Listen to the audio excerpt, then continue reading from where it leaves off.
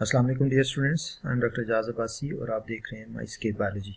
आज के लेक्चर में हम अस्टिलैगो डिस्कस करेंगे। अस्टिलैगो एक पैरासिटिक फंगस है जो डिफरेंट क्रॉप प्लांट्स के ऊपर स्मट डिजीज़ कॉज करता है। आपके सामने जो तस्वीर मौजूद है इसमें लेफ़्ट के ऊपर अगर आप देखें तो अस्टिलैगो ट्रिटिसाई है। अस्टिलैगो ट्रिटिसाई जो है ये loose smut of wheat cause करता है।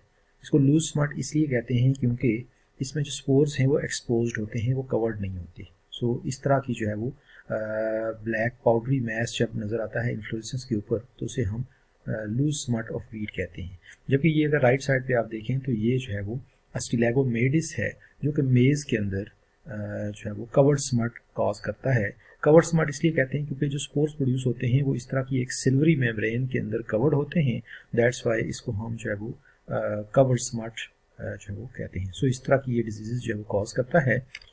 अस्टिलैगो जो है ये फैकल्टेटिव पैरासिटिक फंगस है जो स्मट डिजीज़ कॉज करता है मुख्तलिफ प्लांट्स के अंदर। इसमें जो है वो लूज स्मट ऑफ वीट हो या कवर्ड स्मट ऑफ मेज़ हो, इस तरह की जो ये दो टाइप की जो ये स्मट कॉज करता है। टेक्सोनोमिक पोजीशन की बात करें तो ये किंगडम फंजाई से बिलोंग करता है। डिवीजन यू माइकोटा है, सब डिवीजन बेसिडियो माइकोटा है, क्लास अस्टिलैजिनोमाइसीट है, ऑर्डर इसका अस्टिलैजिनेल्स है, फैमिली अस्टिलैजिनेसी है, जीनस अस्टिलैगो है और जो सबसे कॉमन दो स्पीशीज़ हैं उनमें एक अस्टिलैगो ट्रिटिसाई है जो loose smut of wheat cause करती है और अस्टिलैगो मेडिस है जो covered smut of maize cause करती है। अस्टिलैगो जो है हैबिटेट वाइज एक फैकल्टेटिव पैरासाइट है जो स्मट डिजीज़ कॉज करता है वीट, मेज और बार्ले और ग्रासेस के अंदर। ये जो है वो पूरी की पूरी जो इन्फ्लोरेसेंस है उसको उसके अंदर जो ओवरीज हैं उनको ये डिस्ट्रॉय कर देता है और इन टर्न एक ब्लैक पाउडरी मैस जो है वो डेवलप करता है स्पोर्स का। तमाम जो अस्टिलैगो की स्पीशीज़ हैं वो अपनी लाइफ साइकिल जो है वो होस्ट के ऊपर कंप्लीट करती हैं, इसलिए हम इनको जो है वो ऑटोशियस पैरासाइट्स भी जो है वो कहते हैं। अगर हम डिजीज़ साइकिल की बात करें अस्टिलैगो की, स्पेशली जो है वो अस्टिलैगो ट्रिटिसाई जो loose smut of wheat cause करता है, तो ये जो है वो बेसिकली एक सीड बॉर्न डिजीज़ है और डाइकैरियोटिक हाइफी जो है ये सीड के अंदर मौजूद होते हैं। सो जब सीड्स जो हैं उनको ग्रो करें तो अगर उनमें कुछ इन्फेक्टेड सीड्स हों तो उनके थ्रू जो ग्रो होने वाले प्लांट्स हैं उनके अंदर फंगस मौजूद होगा और फिर वो जब उनकी इन्फ्लोरेसेंस डेवलप होगी तो उसमें जब वो डिजीज़ कॉज करेगा। सो जब सीड को जब वो उसकी जो सोइंग की जाती है तो जब सीड का एम्ब्रियो जर्मिनेट करता है तो उसके साथ साथ जो हाइफी हैं उनकी ग्रोथ भी स्टार्ट हो जाती है और वो एपिकल मेरिस्टेम के साथ साथ जो है वो ग्रो करते रहते हैं और जो यंग सीडलिंग है उसको कोई नुकसान नहीं पहुँचाती। और जब प्लांट मेच्योर होता है और उसके ऊपर इन्फ्लोरेसेंस जो है वो लगती हैं तो जो इन्फ्लोरेसेंस के जो ईयर्स होते हैं या जो यंग फ्लावर्स होते हैं माइसीलियम उनके अंदर एंटर हो जाता है, फंगल माइसीलियम, और जो ओवरीज हैं यंग फ्लावर्स की उनको ये इन्वेड कर लेता है। उसके बाद डिजीज़ उस वक्त अपीयर होती है जब इन्फेक्टेड ईयर्स जो है उनके अंदर यंग इन्फ्लोरेसेंस के जो इन्फेक्टेड ईयर्स हैं उनके अंदर स्पोर्स प्रोड्यूस होते हैं। जो डिजीज़ प्लांट्स होते हैं उनके जो यंग ईयर्स या फ्लावर्स हैं वो जल्दी मेच्योर होते हैं, जल्दी इमर्ज होते हैं as compare to healthy plants. So healthy plants के मुकाबले में डिजीज़ जो प्लांट्स हैं उनकी इन्फ्लोरेसेंस पहले डेवलप होती हैं और अल्टीमेटली जो है उनके ऊपर एक ब्लैक पाउडरी मैस जो है वो नज़र आता है। सो पूरी की पूरी जो इन्फ्लोरेसेंस है उसमें जो यंग फ्लावर्स हैं वो जो है उनको यूटिलाइज करके तो फंगस जो है वो एक ब्लैक पाउडरी मैस डेवलप कर लेता है और सेंट्रल एक्सिस जो है वो पूरा का पूरा रैप हुआ होता है इस ब्लैक पाउडरी मैस से। जो कवर्ड स्मट है उसमें सिल्वरी मेम्ब्रेन मौजूद होती है जिसके अंदर स्पोर्स मौजूद होते हैं जो कवर्ड स्मट है उसके अंदर, और जब वो मेम्ब्रेन रप्चर होती है, बस्ट होती है, तो उससे स्पोर्स जो रिलीज होते हैं।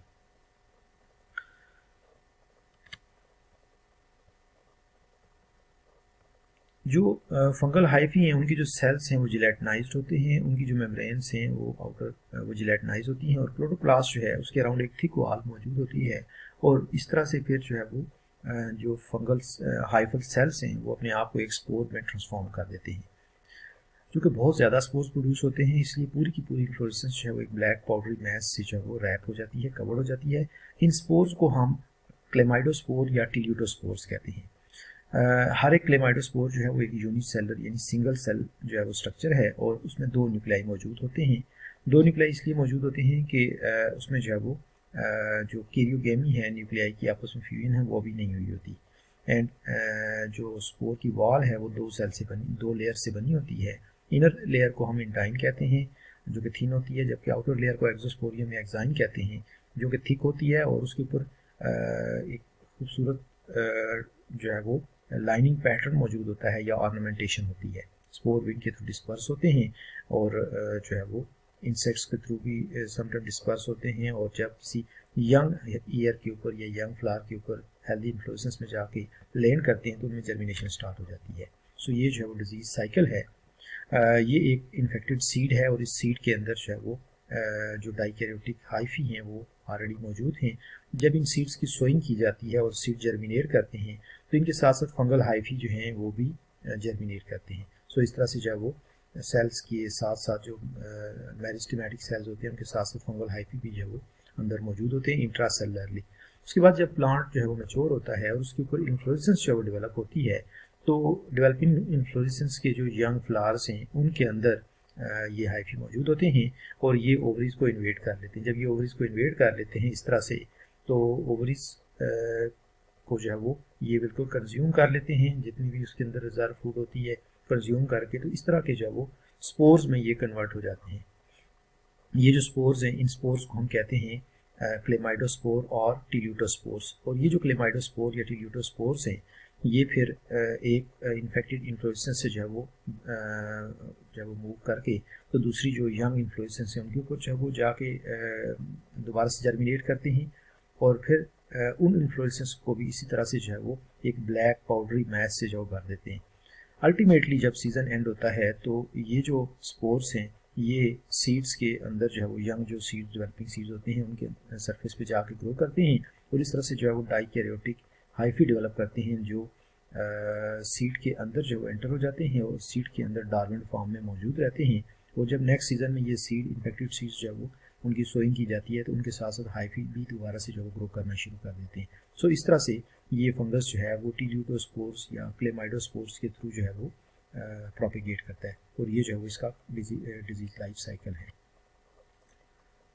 Next is the germination of spores. Spore की जर्मिनेशन कैसे होती है?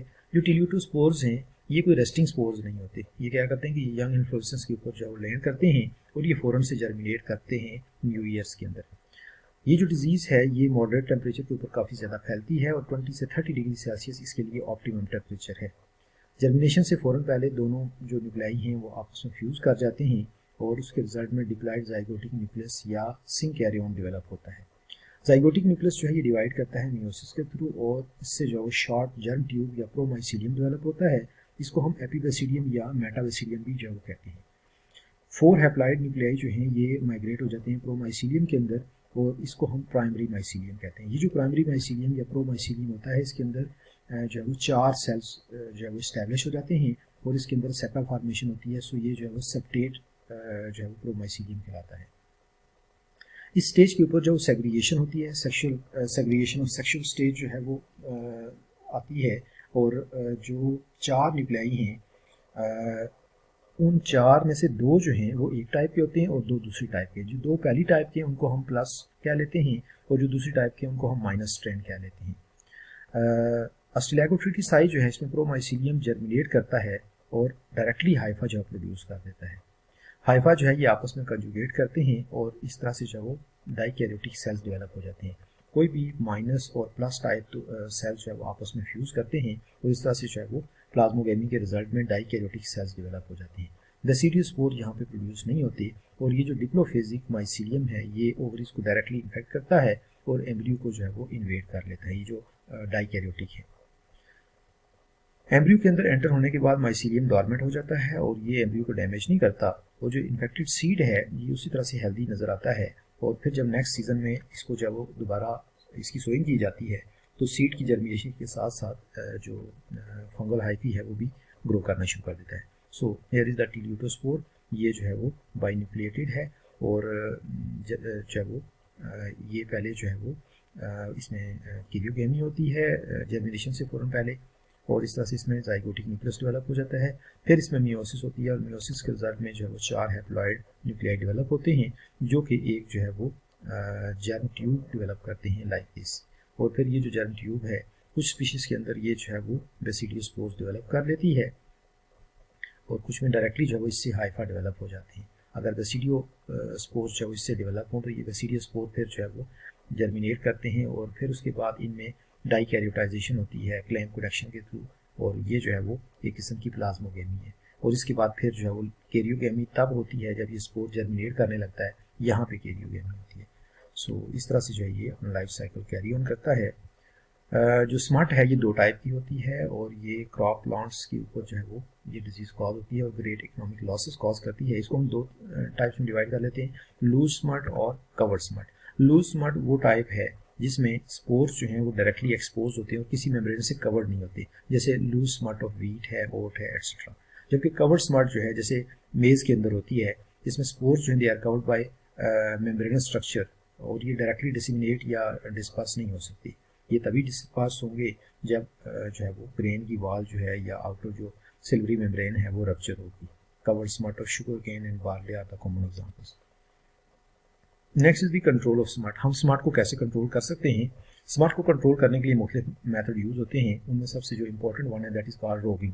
रोगिंग जो है इसमें क्या किया जाता है कि फील्ड के अंदर जितने भी इन्फेक्टेड प्लांट्स होते हैं उनको जो है वो काट के सेपरेट कर लिया जाता है या उनको जो है वो नीचे रूट से जो है वो काट के अपरूट करके तो उनको एक अलग साइड पे ले जा के फील्ड से बाहर उनको जो है वो बर्न कर दिया जाता है। चूँकि जो इन्फेक्टेड फ्लावर्स होते हैं या इन्फ्लोरेसेंस होती हैं वो हेल्दी के मुकाबले में जल्दी डेवलप हो जाती हैं, इसलिए अगर प्लांट्स इन्फेक्टेड प्लांट्स जो हैं उनको उखाड़ के उनको फील्ड से बाहर ले जाके जला दिया जाए तो उससे डिजीज़ को काफ़ी हद तक कंट्रोल किया जा सकता है। उसके बाद सीड सिलेक्शन है। स्मट जो है ये सीड बॉर्न डिजीज़ है और अगर आप जो है वो केयरफुल सिलेक्शन करें सीड्स की और जो डिजीज़ सीड्स है उनको सेपरेट कर लें या आप जो है वो हेल्दी सीड यूज़ करें तो उससे काफ़ी हद तक डिजीज़ को कंट्रोल किया जा सकता है। उसके बाद है hot water treatment. Hot water treatment जो है इसमें सीड्स जो है उनको हॉट वाटर में जो है वो सोक किया जाता है। हॉट वाटर जो 25 से 30 डिग्री सेल्सियस है और इसमें 4 से 5 घंटे सीड्स को जो है वो उसमें डिप कर दिया जाता है ताकि जो फंगस है उसकी ग्रोथ स्टार्ट हो जाए, वो एक्टिवेट हो जाए। उसके बाद सीड्स को शिफ्ट किया जाता है 54 डिग्री सेल्सियस पे मौजूद जो है वो गर्म पानी के अंदर तकरीबन 10 मिनट्स के लिए, ताकि जो एक्टिवेटेड फंगल हाइफी है उसकी डेथ हो सके। उसके बाद सीड्स को ड्राई कर लिया जाता है और फिर उसके बाद उनकी जो बुआई की जाती है। ये जो मेथड है इसमें स्ट्रिक्ट विजिलेंस या केयर की ज़रूरत होती है, क्योंकि अगर टेम्परेचर थोड़ा सा भी हाई हो जाए, 54 से ज़्यादा हो जाए, 56, 57 हो जाए, तो जो एम्ब्रियो है उसकी भी डेथ हो जाती है। इसलिए ये बड़ा सेंसिटिव सा मेथड है। Next is resistant varieties. अगर स्मार्ट रेजिस्टेंट वैरायटीज़ जो है वो आजकल काफ़ी चूँकि ईजिली अवेलेबल भी हैं, वो अगर यूज़ की जाए तो उससे काफ़ी हद तक डिजीज़ को कंट्रोल की जा सकते हैं। उसके बाद कुछ फंजीसाइड्स हैं जैसे वीटावैक्स या प्लांटावैक्स है, तो इनको अगर यूज़ किया जाए और इनको जो है वो 2.5 ग्राम्स पर केजी ऑफ सीड्स जब यूज़ किया जाता है तो ये भी जो काफ़ी इफेक्टिव हैं। उसके अलावा 0.1 से 0.2% थायाबेंडाजोल जो है ये यूज़ की जाए तो ये भी काफ़ी इफेक्टिव है। उसके अलावा सोलर ट्रीटमेंट है। सोलर ट्रीटमेंट जो है ये इसकी लिमिटेड एप्लीकेशन है क्योंकि ये सिर्फ जो है वो समर सीज़न में यूज़ की जा सकती है। इसमें सीड्स को जो है वो सुबह 8 से लेके 12 बजे तक जो है वो नॉर्मल टेम्परेचर पे जो मई जून के मंथ में जो वो सोक कर दिया जाता है और इससे फंगस का जो माइसीलियम है वो एक्टिवेट हो जाता है। उसके बाद फिर सीड्स जो हैं उनको सन ड्राई किया जाता है 4 से 5 घंटे के लिए ताकि माइसीलियम जो है उसको किल किया जा सके। ये जो सिर्फ समर सीज़न में ही जो है वो यूज़ की जा सकती है। Thank you so much. अल्लाह हाफिज़।